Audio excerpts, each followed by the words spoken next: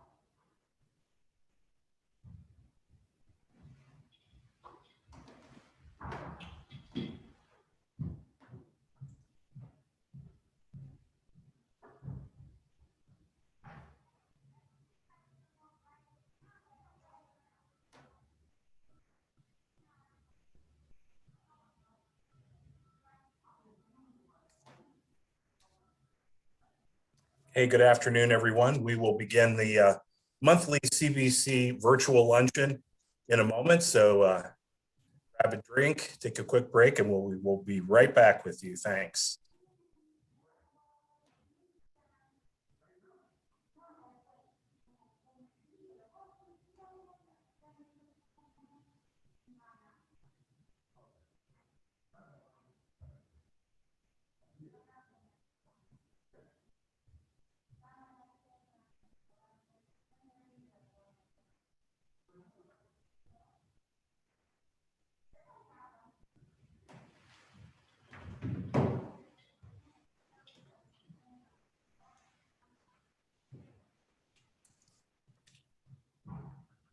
We want to wish everyone a good afternoon and welcome to the March CBC monthly luncheon. I am CBC Executive Director Pat Frew, and we want to start off by thanking our 2021 title sponsor for CBC luncheons, St. Elizabeth Healthcare. St. Elizabeth Healthcare operates 6 facilities and more than 160 primary care and specialty office locations throughout the Northern Kentucky, Southeastern Indiana, and Greater Cincinnati region. Sponsored by the Diocese of Covington and a member of the Mayo Clinic Care Network, St. Elizabeth is a mission-based organization committed to improving the health of the communities they serve, providing more than $100 million in uncompensated care and benefit to the community each year. And we're glad to have CBC board member Bruno Ceccomuzzi on the line with us today, along with Carrie Graham, Scott Sedmak, Kurt Moeller, and Troy Fetters, and a few other folks from St. Elizabeth. Welcome, and we appreciate all that you do for the CBC and for Covington and our region. Also, I want to thank our outstanding CBC board members in attendance today. Particularly want to give a shout out to Tom Tilmas of Republic Bank, our CBC board chair. With the strong supply of COVID-19 vaccine entering the market and the onset of seasonal spring weather, we've been wondering about the latest on health restrictions being loosened and how that is relevant to business-related meetings. I want to encourage you to check out our CBC blog We interviewed Dr. Lynn Sadler of the Northern Kentucky Health Department about the latest and greatest information. And again, you can check it out on our website, cbcky.com. CBC Connects is held every Wednesday morning virtually from 9 to 10 a.m. It's a great way to connect with other like-minded business networkers. You'll have a lot of fun if you join us. Yesterday, we had over 30 people on the line as we had some of the leading employment experts from DBL Law talking about vaccination procedures and the rights and responsibilities of companies and employees. So there were a lot of interested folks involved in that. I'm also pleased to announce the CBC has released today, actually, you might have just seen it in your inbox in the last hour. It's the first listing of members owned by African Americans, women, and the LGBTQ community. So those are all the CBC members that are in those different categories of minority ownership. I will also let you know that on the list, that represents about 15% of our total membership, a figure that we hope to grow. And we're releasing this list because we want to encourage everyone to make every effort to do business with these companies and to help them with networking and connections in the community so that they can hopefully meet some of their newest customers. Tom West could not join us today, Covington's Economic Development Director, to give us his monthly growth report for Covington. Tom is actually getting his second COVID vaccination. You might remember 3 weeks ago that he couldn't join us because he was getting his first shot. I got my first this past weekend, I'm glad to say, and I'm glad that Tom is now fully vaccinated. So he will return next month, but he did have a couple of tidbits to give me before we get to our program today. Something you all know, and it's the subject of our presentation today, Covington is moving forward on the IRS site. And I'm not sure David will get into this part, but the state tax increment financing or TIF district study is underway, and a number of stakeholder groups will be held in the next week on that. Also, another important project that will probably make a luncheon topic a little later this year, the 303 Court Street property, the former Kenton County Administration Building in Roebling Point. The city is working with developers for 303 Court Street on a financial assistance package. So that's something that's exciting as that project evolves too. And then finally, Tom told me to tell you that the budgeting process is underway and the city is looking at some innovative new programs focused on preservation, gateways, workforce development, and innovation, and all are tied to the city's economic development strategy. So again, congratulations to Tom and all his good work. We sure appreciate everything that he does for Covington. Now on to our program. And please, as we go through this presentation and David presents for us, feel free to post questions in our chat box and we'll allow plenty of time at the end to answer those. Covington City Manager David Johnston has been coordinating efforts to take the necessary steps to get the Internal Revenue Service building site prepared for development. He's here today to bring us the latest on this important process and what the next key steps are as the city gets ready to put to use the most valuable piece of property in its inventory. We want to welcome David Johnston. David, thanks for joining us today. You're welcome, Pat. Thank you for the invitation. Before I get started, I just do want to do a shout out to encourage all people that are at this program today to please, when it's available, get your vaccination shots.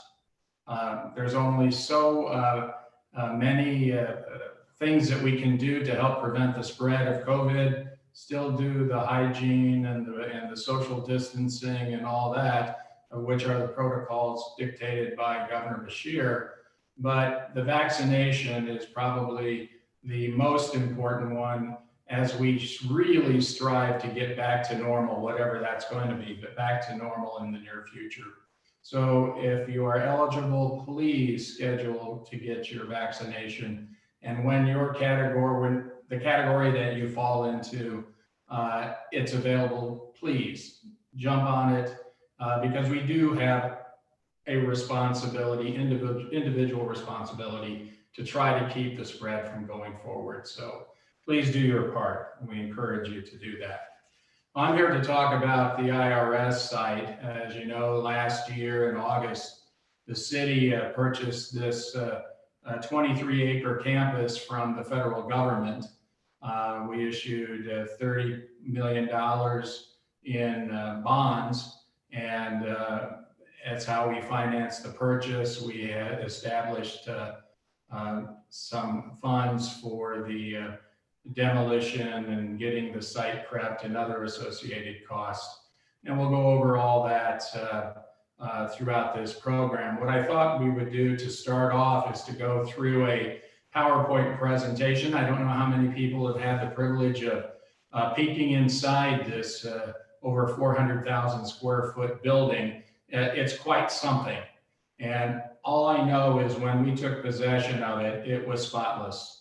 Federal government came in and it looked so clean. I was amazed.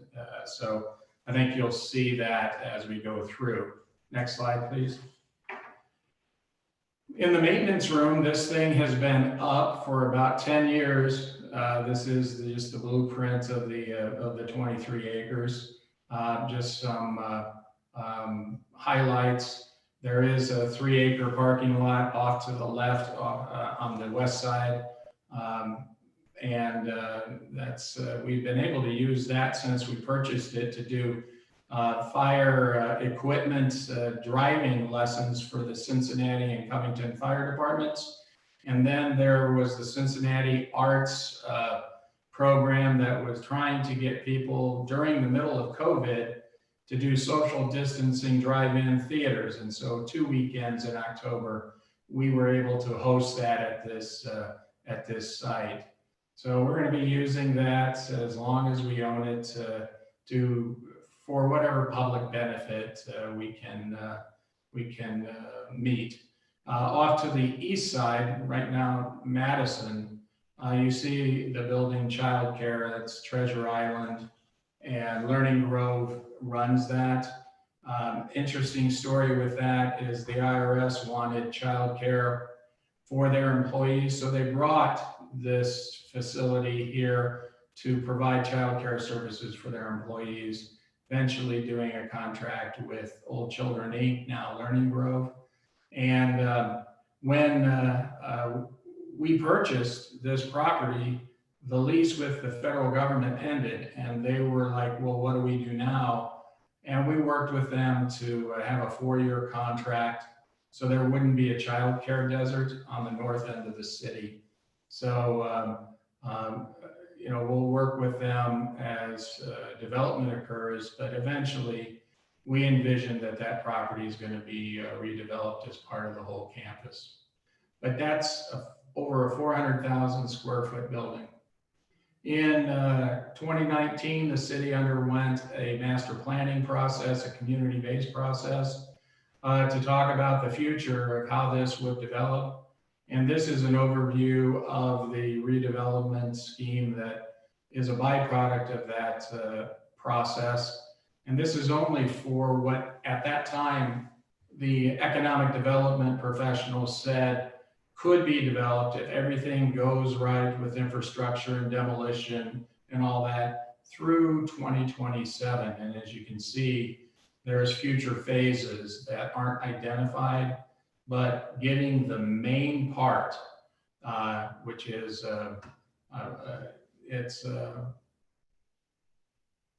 think it's Russell Street extended to the levee.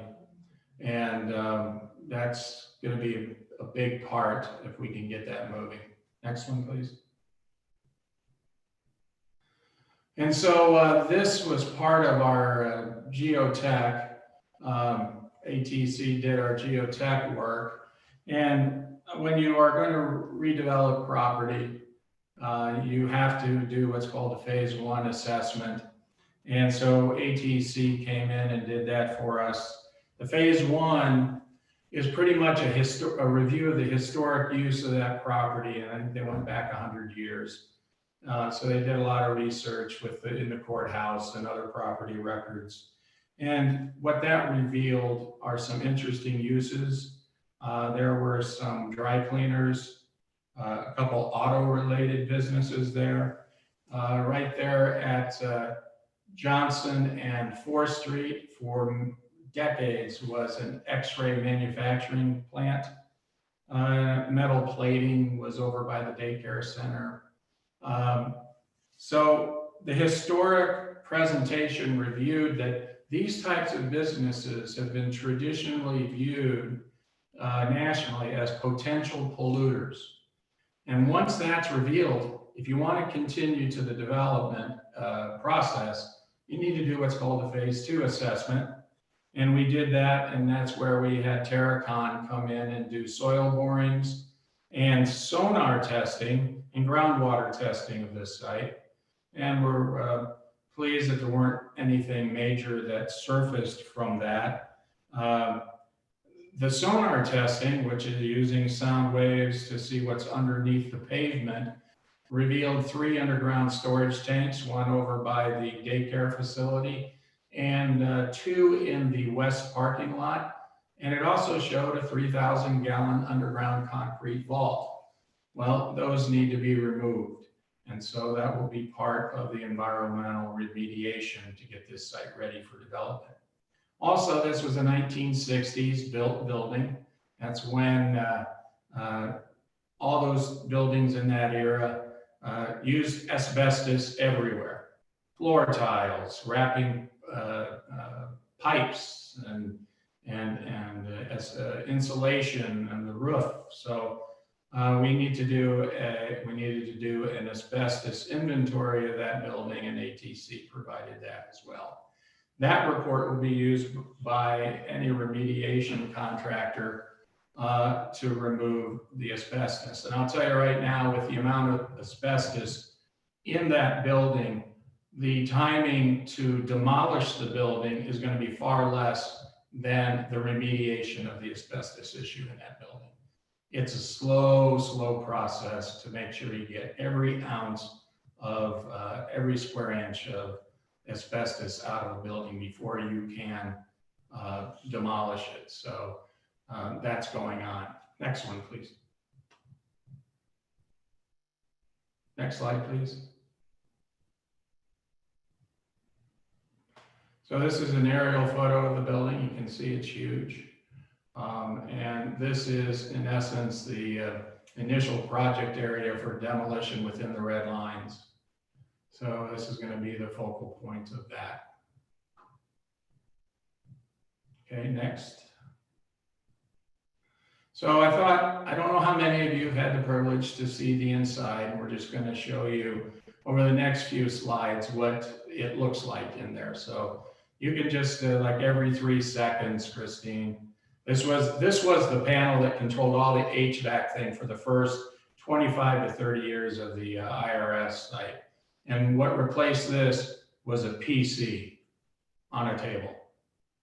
So this is one of the many mechanical rooms. You can go, so you can see some of the pipe, particularly the gray pipe that's going north to the ceiling. It's all wrapped with asbestos, and it's like that throughout the building.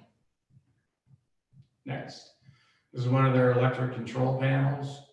One of the interesting things about this, there are miles and miles and miles of copper wire. That is an important part of the salvage of, part of the demolition part of this project.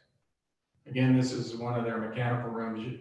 Behind number 3 is painted over asbestos insulation. Now this is the inside where all the workers were, and look how long that hallway is. This building was built as a flat top, 1-story building because of the amount of paper that was processed here would not be conducive for a multi-story building to handle the amount of paper returns. Paper is heavy in concentration, so they did this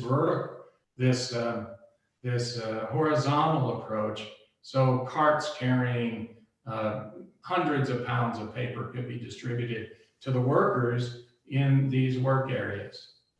And it was desk upon desk upon desk upon desk with computer terminals. In its heyday, they hired, they had 4,000 people working here in multiple shifts. And when it closed in 2016, when they announced the closure, it was down to about 1,800 people. A victim of technical substitution, people filing their tax returns via the internet. You don't have to do the paper processing anymore. Next one, please. Now, this is in the middle of the work area, vast area. Each of those squares were where the terminals got plugged into. Next. And then they created a nice green space for the employees to get away from their work. So in the middle of this is a gazebo and picnic area.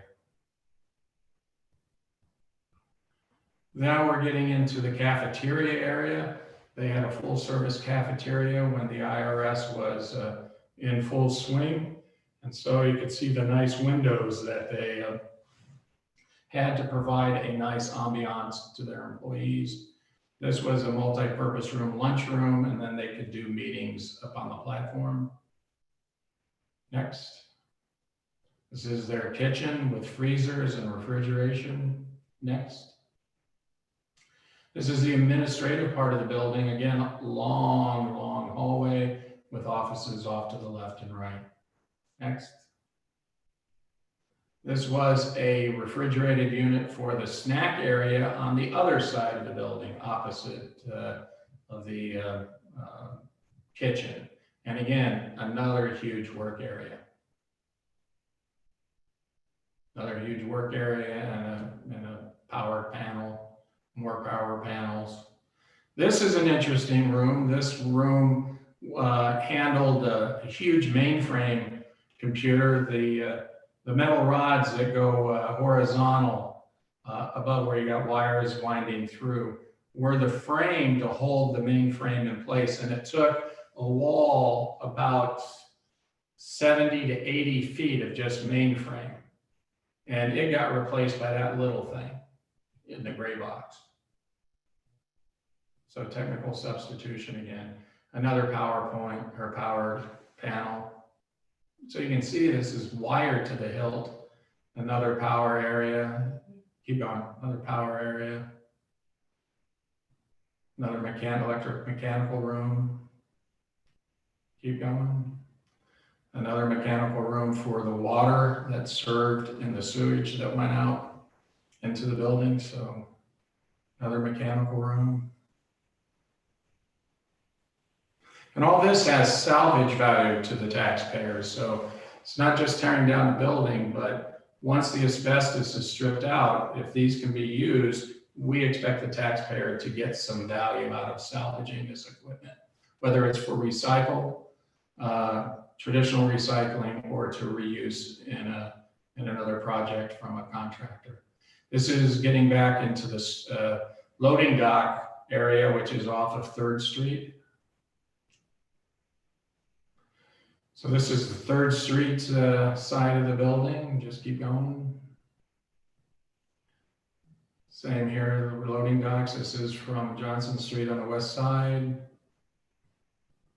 This is from 4th Street looking north. And that's the main entrance. I believe that's the end of our, make sure, Christine. And then there's Pat Fruit. We won't demolish Pat. Okay, good. Yeah. Hey, So go ahead, Dave. What has been done is since we bought this thing in August, we did complete the phase 1 environmental assessment that showed those uses. We completed the phase 2, which brought in the necessary geotechnical assessments, the asbestos reviews, the air quality reviews to see what type of hazards may exist in the area. And we're lucky that there wasn't that much. The underground storage tanks were revealed.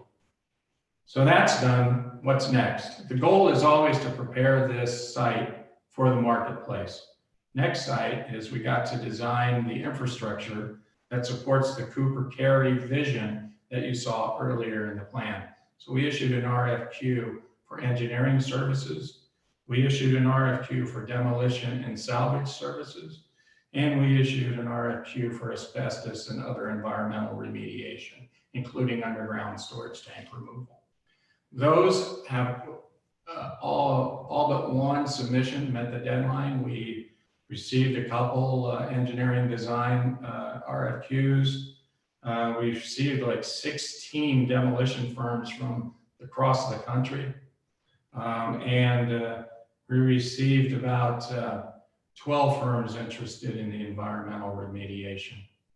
So there's interest. We're finishing up the review of those, and our goal is to, over the next couple of weeks, meet with the higher ranking submitters, choose one, negotiate a contract, and get those contracts before the City Commission so we can commence with the next stage.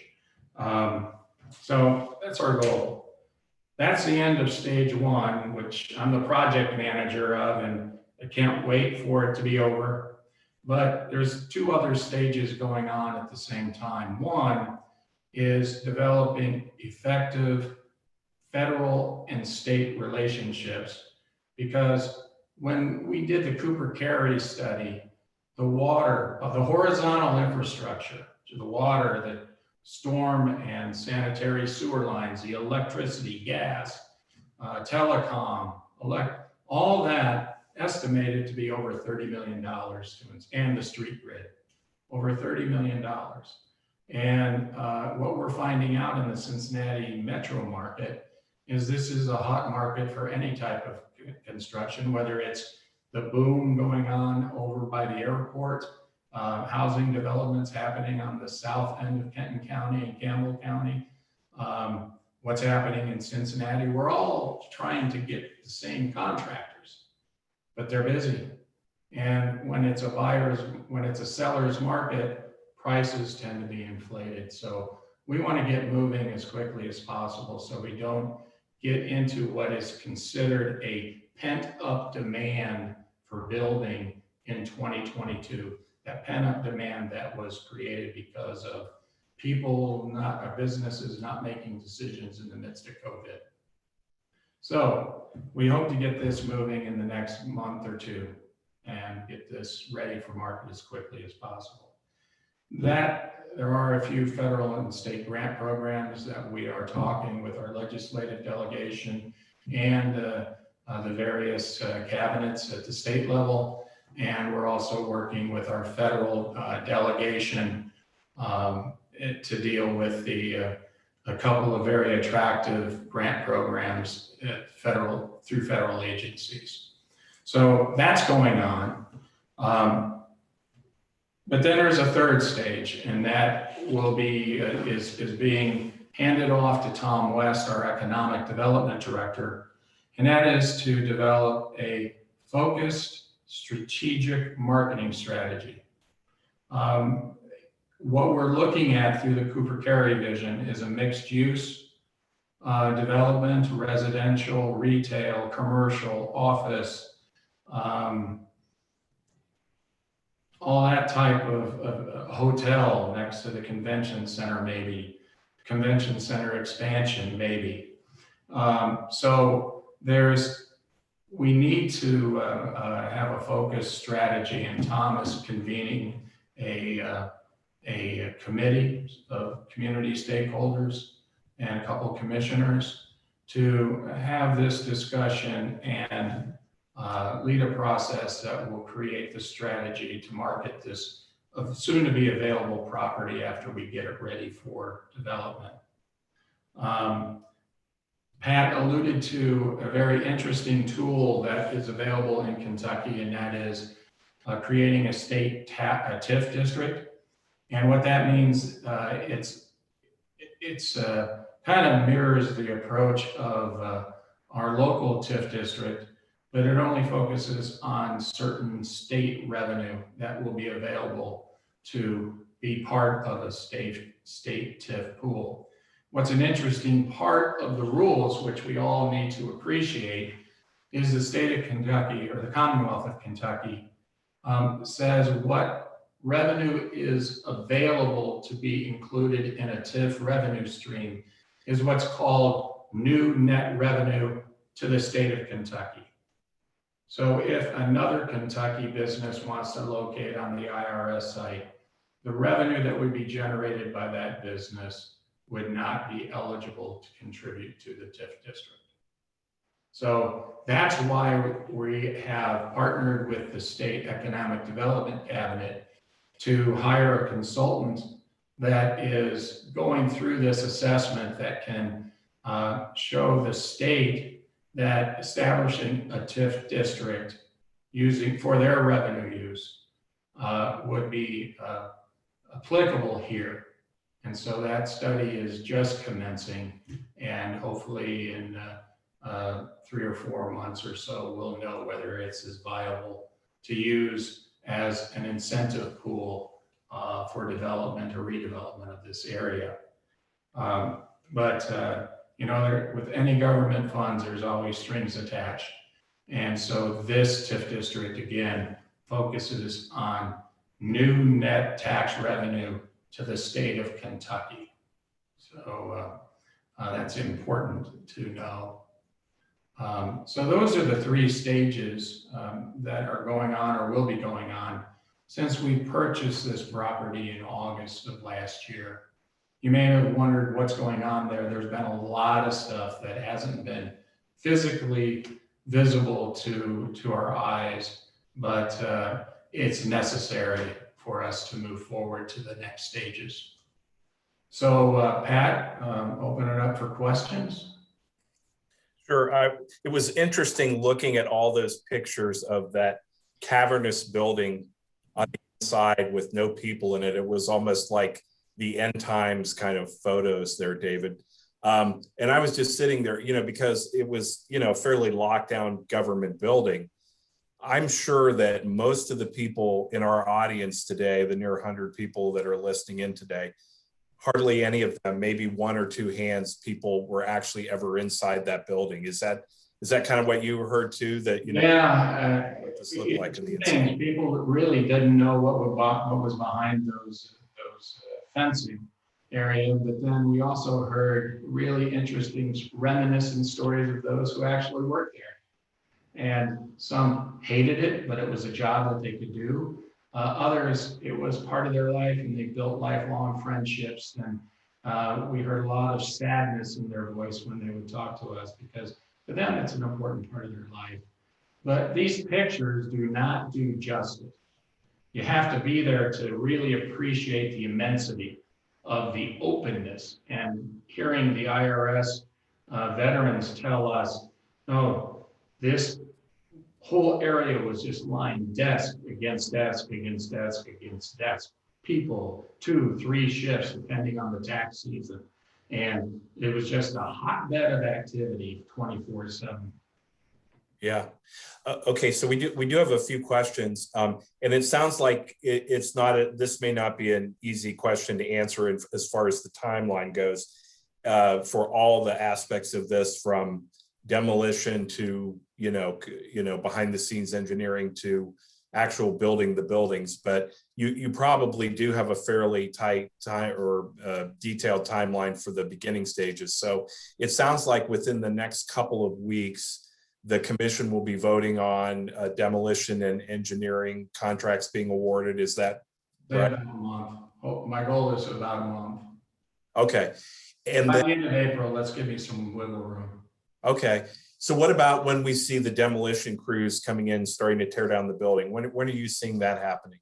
Well, like I said before, it's the inside asbestos work that's going to take the most time. In talking with a few of demolition contractors, they estimate it shouldn't take longer than a year to do the whole job, asbestos remediation and demolition. That won't be known until we are prepared to have a contract with a firm. But, you know, that's the thumbnail estimate that people have given us around all of it done.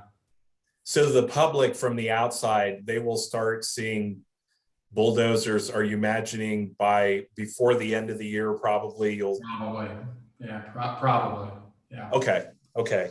And then, and again, want to encourage you all to ask questions. Lee Kroom was asking from Triad about actual construction. And this may be more difficult to answer because of all the work that I imagine this will come after all the work when Tom's advisory group will weigh in on this and study this over many months, I'm sure. Yeah, and we really, the city should not be in the landowning business, but we also need to be very upfront with folks. We have $30 million worth of bonds to pay. So we expect the sale of the property to pay the lion's share of that $30 million bond, just like any private owner real estate would expect to have a profit. Our profit has to pay off debt. And that's a taxpayer responsibility we take seriously here in City Hall. Yeah. Well, another question I had, and please folks bring us questions your way. Our IRS building was not the only one that was slated for closing. Can you talk a little bit about any kind of background work you had done with other cities to find out the process that they undertook? Of course, I'm sure the relationship with the Atlanta consulting firm Cooper Carey was helpful in that way, but were you able to talk to other cities about, their process, and were you able to compare notes to help you along the way? Because this is probably something that you or any people involved with this on the city's part has ever had to deal with before. So it was all foreign territory to you. It wasn't foreign to me because one of the previous cities I managed was Rantoul, Illinois, which is a home of a closed Air Force base. And when you're a community with that type of asset, you then belong to a trade association focused on redevelopment of federally owned defense-related properties. And so I was very well immersed in that network, and I had to lead efforts to demolish federal buildings on the former Air Force base. So it wasn't foreign to me on this stage. But usually what happens is when it comes to a defense building, the federal government has a different type of philosophy, and usually, particularly in major metropolitan areas, want to partner with the redevelopment network to make a successful transition away from federal defense use to private use. And therefore, the federal government kept a lot of their fingers into the development plans. And those fingers were used to bring some federal investment to help a redevelopment effort succeed. You see a lot of that in Washington, D.C., along the Potomac and the Anacostia River. Those successful developments were, it's easier for them because the federal government wanted to get out of owning that, but then the federal government became a major tenant of office buildings on those sites. The Philadelphia Waterfront was another from a naval shipyard that built Navy ships, closed, became attractive for waterfront development. San Antonio had 2 Air Force bases that closed. There was a successful redevelopment out of the Air Force base outside of Denver that turned into multiple residential neighborhoods for that. So this isn't foreign to me on how that's done. What is different from this was not a military-related establishment. And therefore, the goal of the GSA is just get rid of property. And they want to walk free and clear away and leave it to the locals to deal with. And that's what that surprised me, because I learned under the defense redevelopment arena, thinking it was going to be applicable here, but the GSA is not like the DoD. So it's kind of interesting difference there. Yeah. David, we really haven't gotten into today. The focus has been really more on the the demolition and the preparation of the property and what it actually gets developed into. We don't know all the details of that yet, but I also know that Cooper Carey had a plan and some recommendations and some ideas in the space in and around the IRS, as far as it relates to connectivity to the riverfront, buildings versus green space, things like that. And Carrie Graham from St. Elizabeth asked that question. What about buildings, green space, things like that? What is the city's kind of thought process on that right now? Well, with the master plan guide was strongly accepted by the city commission. And I think if you looked at that Cooper Carey slide that was at the beginning of that PowerPoint, you see in the middle of that is that Johnson Street extended that goes and connects the city back to the riverfront with a main street with a little more niceties are envisioned to make it like a boulevard attractive. And as it gets up to the river, there's going to be, it's envisioned to have a plaza, community plaza, where you can have community events and all that. But the top of the levee will be part of a park that we really don't have. And then it will tie into the river trail system that's already exists on the other side of the levee and goes behind River Center. So we think it's going to be a very nice vista for our citizens. That was an important part that the public said. We're the one river city of the 6 that doesn't have public access to the river. Here we have River Center, but it's an office building that people really don't feel connected to the river because you have River Center, the Marriott, and Madison Place serve as a wall. They wanted something different. And this vista, this park on top of the levee seemed, with a community plaza, seemed to grow from that community and say, we are now connecting the city and its citizens to the river. I don't know, Christine or David, if we can pull that slide up that had the Cooper Carey picture. If we can, that would be great.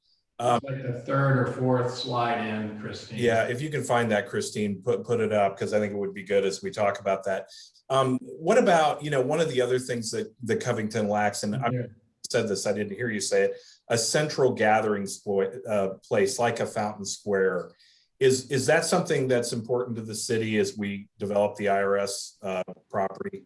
Well, I think it is, because one of the, that's why I think it's key to have something like that with the mixed use aspect. There's expected to be a significant amount of residential areas, and you got to be able to create a neighborhood feel where people can congregate and all that.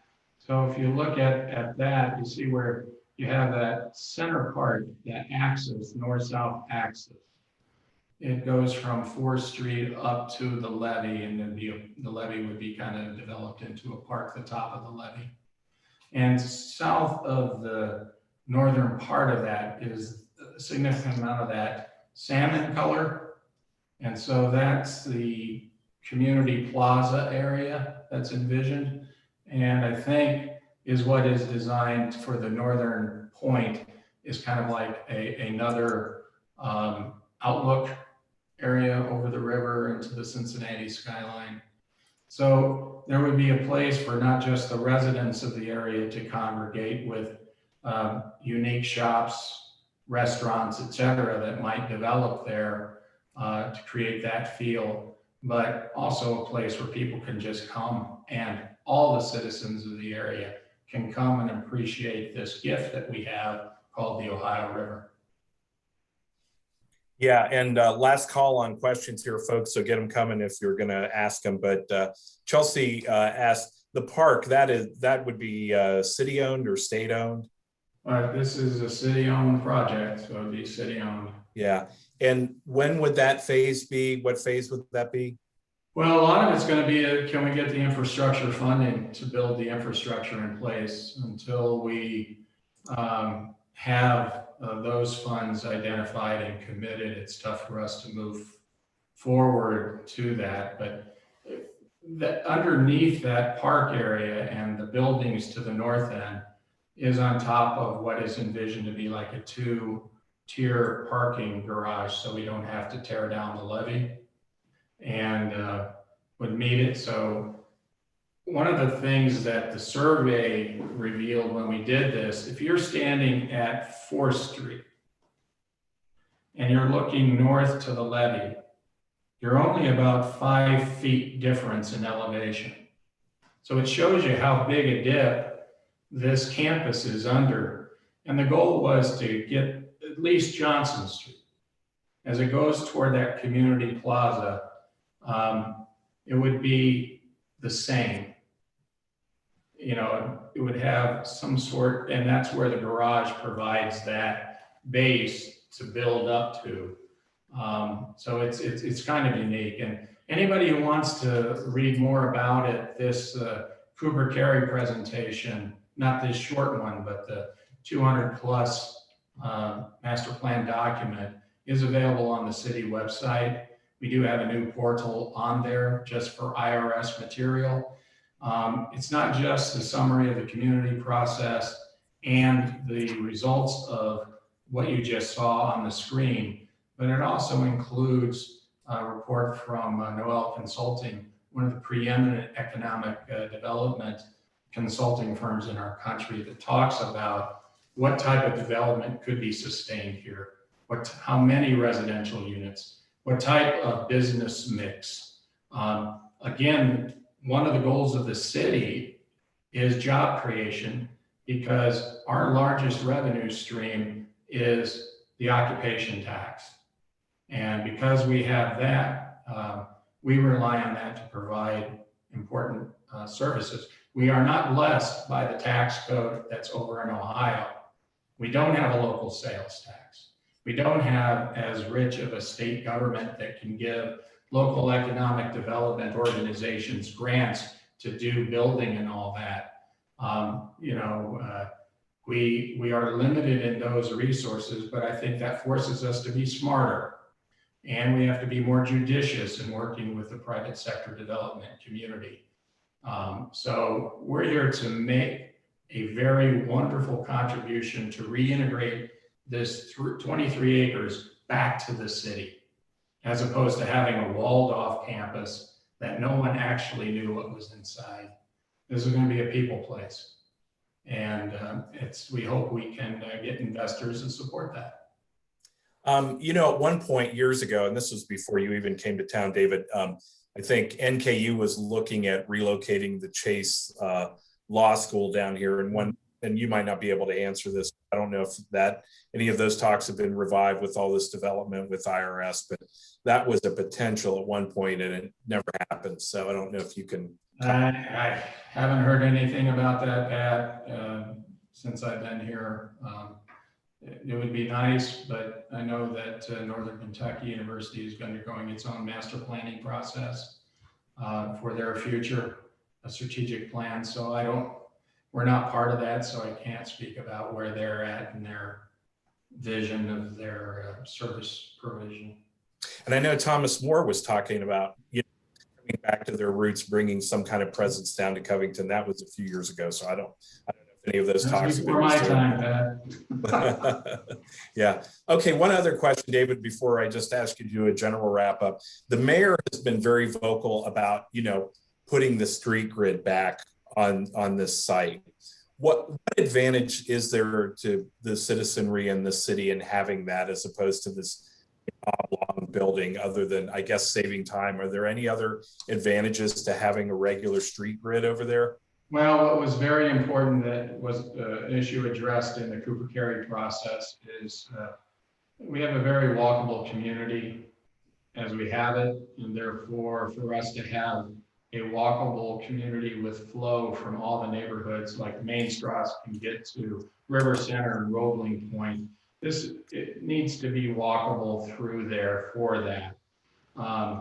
We also have in the back of our mind that with maybe not in my lifetime, but you're going to have less vehicular traffic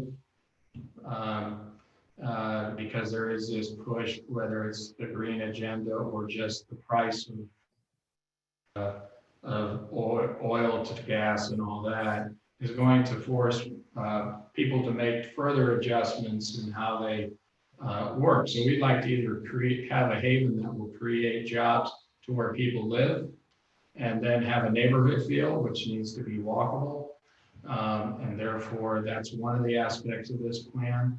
But I think it's also future oriented, because I think eventually you're going to be seeing reduced vehicles, particularly the advent of technology that people can work from home or create satellite offices from main campuses to help employees not have to deal with traffic congestion and all that. Right. Okay, David, any final thoughts summing up, or anything else you want to say in light of some of the questions that we've entertained in the last few minutes? You know, I think it was important to have this presentation today to let you know that there has been lots of stuff going on behind the scenes. We haven't just been sitting on our hands and waiting to start. We had to do all these environmental assessments and testing and all that to be able to get to the point where we can then have the information for contractors to have a safe work environment as they demolish the building, take out the underground storage tanks, remove the asbestos. They now have that information, and now you'll see things over the next year, starting hopefully in end of April, early May. Yeah, and it sounds like we should have you back, or this topic on the agenda, about a year from now, because then we'll be hopefully getting into more of the plans of what could, transpire from a finished product. Yeah, my goal is to have a grass field, so our public works department can practice safe mowing techniques, as our fire department worked on safe driving techniques in that parking lot across the street. So. Yeah, and I think what we'll do, obviously this will be recorded, and so when you get your CBC newsletter next week, you can watch again, or if you missed part of it, or if you know someone that wasn't able to be with us today, that will be on there. We'll also provide the portal site that you talked about, the IRS portal site that I think had all the information, including the Cooper Carey study. That's all in there, David? Mm-hmm. Yes. Yeah, we'll provide that link to, I know some of you have asked about that. So David Johnston, thank you very much for your time today. Great job presenting, and I think we all learned a lot from this. So I also want to thank St. Elizabeth Healthcare for being our title sponsor. And also, I would be remiss if I didn't take a moment to thank my operations manager for all her great work with the CBC. Many of you may know that Christine Barth is leaving the council at the end of March after 5 years of employment with the council. And I can't thank Christine enough for all of her hard work and passion. Christine, show yourself if you would. You don't have to talk, but I want people to see it. So I want to thank Christine for all her hard work and passion in serving our members. And really that service component is such an important part of what has made the Covington Business Council what it is today. And Christine, you really embody that. So on behalf of all our stakeholders and members, I know you will be greatly missed, but we're hoping you'll still be around, and hope that you stay engaged with us as a volunteer and member when you join your next organization. So thanks, Christine. Well, thanks. And of course, I have to say something. I really appreciate it. And I've appreciated you over the years, Pat, and all of our CBC members. It's just been a pleasure working with you all. And I call a lot of you friends now, and I really hope that we'll stay in touch. So thank you very much. You can't get away from us, Christine. So yeah, and wherever you land, Christine does not have a landing spot yet. So if you know anybody that could use a great, hardworking, dedicated person, let her know. But from the bottom of our hearts, thanks, Christine. Thank you. I'm gonna go cry now. So. Oh, okay. Well, that's good. And I also want to thank Jennifer Millard. Jennifer has handled marketing and administration for us for the last 6 months. And Jennifer is going to be moving on soon. So I actually have 2 roles to fill in the CBC. So if you know some good people, please send them my way. I would appreciate that. I also want to invite you to join us May 20th when Triad President and CEO Lee Kroon gives us an update on economic development efforts that his agency has spearheaded in the last year and what to look forward to in 2021. That will be our, I said May 20th. I'm getting way ahead of myself. April is our next luncheon, and that's when I believe Lee is presenting. So I apologize. I don't have the date on that, but read the newsletter, folks. It's in there. So we will hope that you join us in April. Thanks for taking part in today. Have a great start to your weekend, and our meeting is adjourned. Bye all. Thank you. Thanks, David. Thank you, Patrick.